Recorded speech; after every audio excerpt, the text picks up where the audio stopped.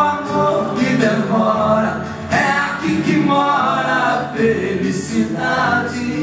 Hoje eu sei, hoje eu consigo ver o que antes não via, o seu encanto, a sua magia, e só com você faço amor de verdade.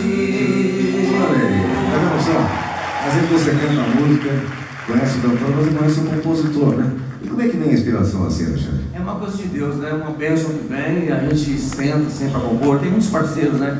Tem o Rei, tem Fátima Leão, Darcy Rossi. Então é uma gama de compositores e parceiros que fez com que o meu trabalho realmente acontecesse. O Chitãozinho Chororó, sua, aqui que estourou? Tem bastante, mas tem uma que é muito especial. Vamos lá.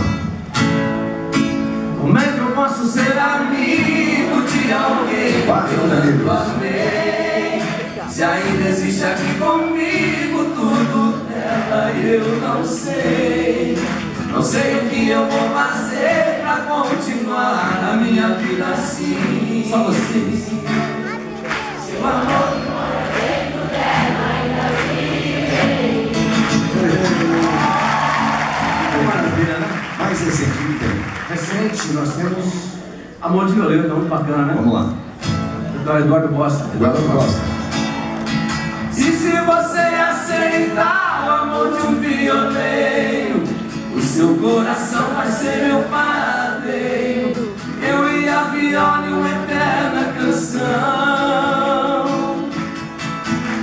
Moça, eu não tenho pressa pra te conquistar. O braço da viola vai me consolar, até você abrir de vez seu coração.